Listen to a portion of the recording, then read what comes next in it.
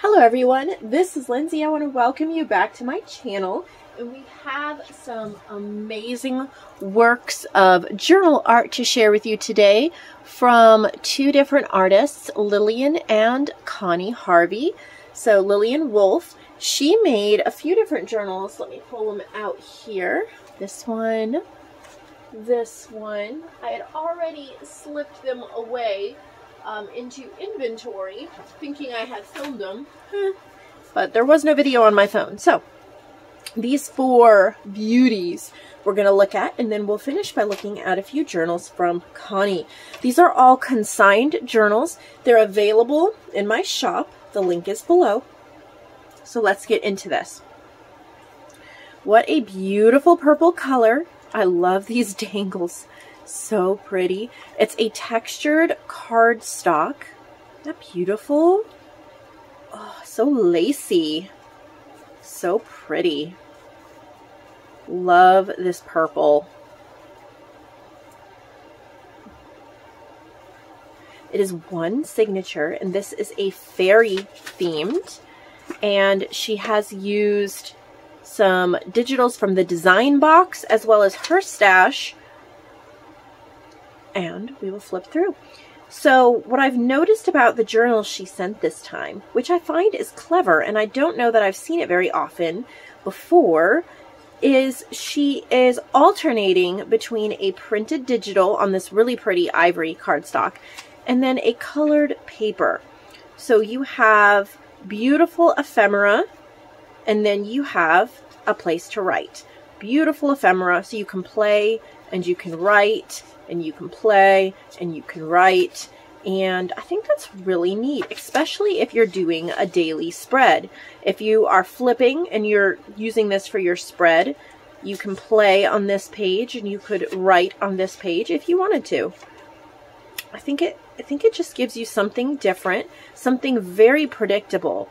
If you're planning something specific for a journal, I want a garden journal and I want to be able to lay it out in a planned type of way, or I need a planner or a to-do list book or a gratitude journal.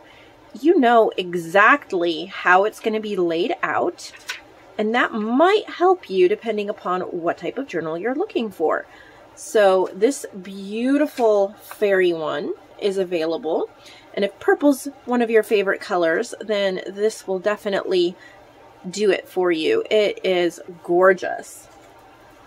We also have this green dragonfly one. How pretty are those little dragonflies? And the beaded dangles down here. Very lacy, frilly, pretty. Let's get into it. There we go. And she set this one up pretty much the same way. This is called Flight of the Dragonfly, and she used digitals from Digital Expressions. And I love this paper pack she chose. And then there's dyed blue paper in between each one. So these are not printed on cardstock. These are printed on a, I don't know if it's a copy paper or like maybe a 24-pound paper. It feels good. It feels plenty thick enough. It's just lighter than the cardstock.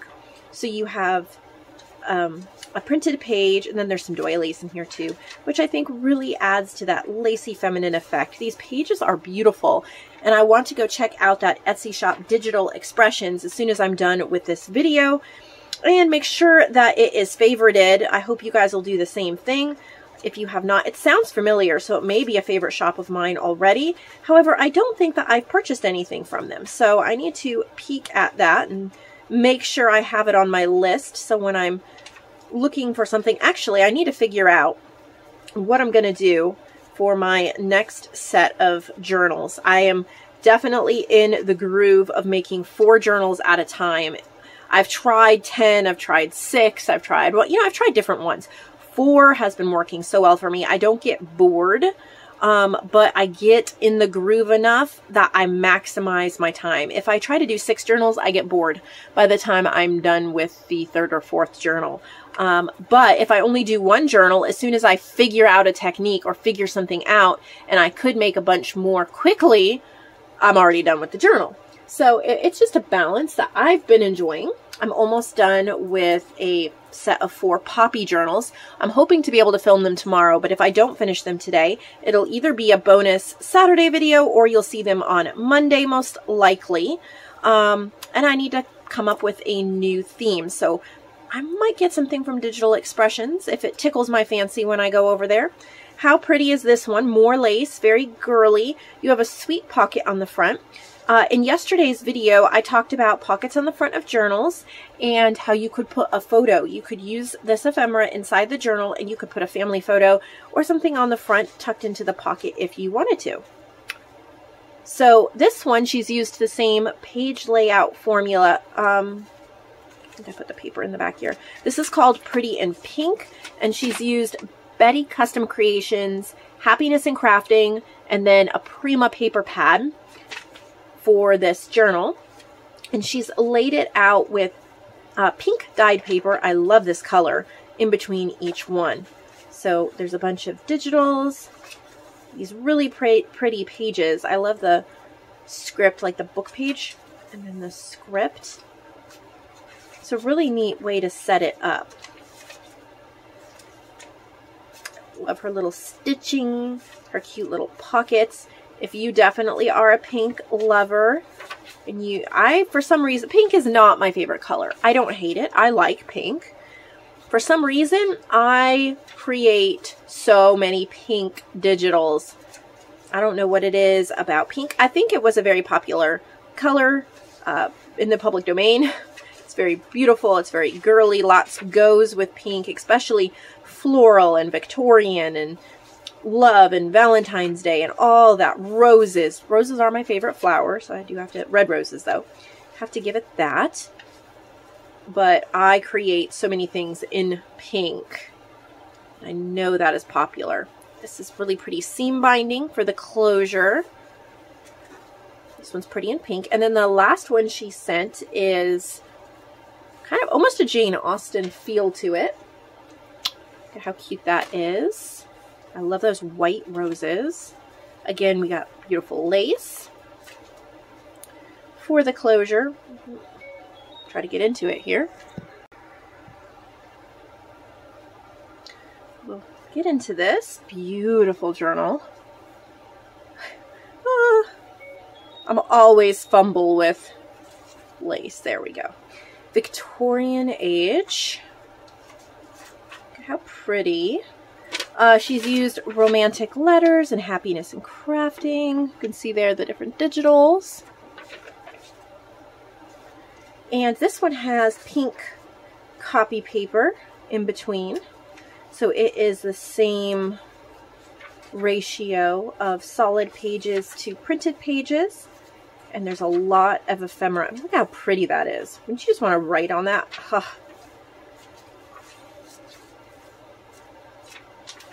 Look at that. So pretty.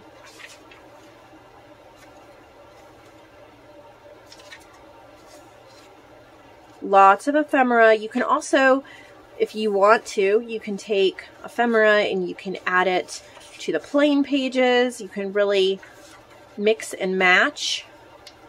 Love her stitching. Beautiful. You could even write on the back. I love that. Gorgeous. So those were from Lillian. Why do I feel like I'm missing one? Oh, because I put it away.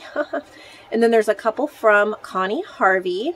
I showed her Bumblebee journal in yesterday's video, and it has sold, but these are 2 more boxes. She had 2 in each box, so there's a total of 4. I'm going to just pull them back out here, set them down so you can see them, and then we will flip through them. Let's start with this Flowish journal. It has 3 elastic signatures, so the pages can slip in and out. Look at the lace, just kind of waterfalls down there. It's so pretty. This one is called Fairies, and this is my kit, Fairy Frolics. And then I think she's used some digitals from Elsie Bell's bookshelf as well. I'm pretty sure that I recognize those. Postcard, music paper. I love these old, like, the music pages with that gorgeous patina to them. I need to head back out to my used bookstore. I have not been there in ages. Today's the first day my boys are back in school. But in the next 2 or 3 weeks, I really want to get out there, see if I can find some music books to put in the shop, some other books for you all to put in the shop, and then probably some for my own collection. I have a little bit of space where I need to limit my space for some things, but I have a little bit of space on my shelf for books, so I might add a few new ones. How pretty is this? Gorgeous fairy journal. Got some dragonflies in the back. This is from Forest Gems. It's my mushroom kit. You can get my kits and my paper packs on my website under Lindsay's Digitals or under the print shop, which would be the printed versions. I love the fabric she chose for this bird's journal. Isn't that beautiful? Little vintage birds there on the front. So pretty. This is my paper pack, Outside Grandma's Window, and this was created in memory of my grandma Rosie, who passed away when I was about 21 or somewhere, 22, somewhere in that range, and just reminded me of her in her house. Someday I want to make a cardinal digital that would also be in memory of her. These aren't cardinals. Cardinals remind me of her. But it's a beautiful paper pack, and I like to do things in memory sometimes, thinking about her as I create. This is from Birds and Bees. So are these little tags. Those are cute. This is from the Playtime Naturalist. Music paper. That's pretty. Coffee dyed there. Outside Grandma's Window, the Playtime Naturalist. Nice quality vellum pages there. Playtime Naturalist. Cute little envelope with Syrian hydrangeas. Playtime Naturalist. So the Playtime Naturalist was from a book, I want to say it's from like 1905-ish. Between 1905 and 1910, somewhere in there. So public domain. I came across it. It needed a lot of help. It's an old book. I just really feel like it had potential. So I created this paper pack. Lonnie helped me out with it. And so every sale of this digitally, Lonnie gets a cut of. And so that's nice to support more than one artist with only one purchase. But this was the index of the book, the Playtime Naturalist. And then there's different moths and butterflies and birds that were a part of that kit that are just gorgeous. Here's some of the birds. Love how that came out. Very beautiful. And Lonnie used some of the pages to create elements to go with it. So it's wonderful that when you purchase that, you get some pockets and tags and things like that to use. That's one of them. So gorgeous. Sometimes these vintage illustrations, they are so incredibly detailed and beautiful. They're just on a really old book page. Maybe they're not scanned in well, or you find a book somewhere and they're just, the pages are falling apart. You can breathe new life into them for a whole new generation. And I'm sure that the artists who drew these images over 100 years ago had no idea what we would be doing with them today. But I'd like to think that they would be pleased that their work was being appreciated this far into the future. This is a Reader's Digest that Connie did, and she's added this beautiful paper and lace to the front. There are 4 signatures. This is called Hydrangea, and she used a lot of my kit Wisteria Hydrangea. It's this here, but as well as other things. And she's punched out the corners of the pages, which is super cute. Gives it a frilly, fun look. I love this bumblebee stamp. So sweet. I've seen her use it. It just really is eye-catching. I need to look through my stamps and see if I have a good bee stamp. And if I don't, I think I need to get one. I know I have a bee metal cutting die. I'm sure I must have a bee stamp. If I don't, I need to fix that. lots of paper clips, so you can move things around easily. When she's clipped on ephemera, right, you can move things around to other pages exactly where you want them when you're creating and making this your own. Punch out scraps. Cute little tags. Very sweet. So this is Hydrangea. Gorgeous colors.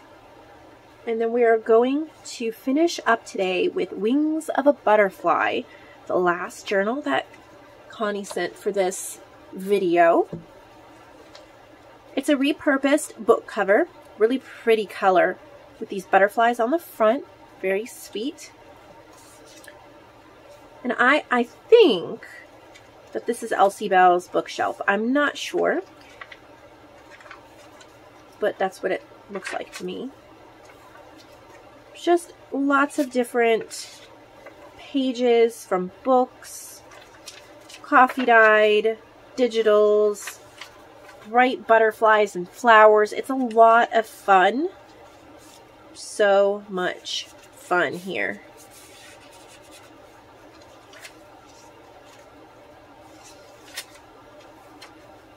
Little tabs, little tickets.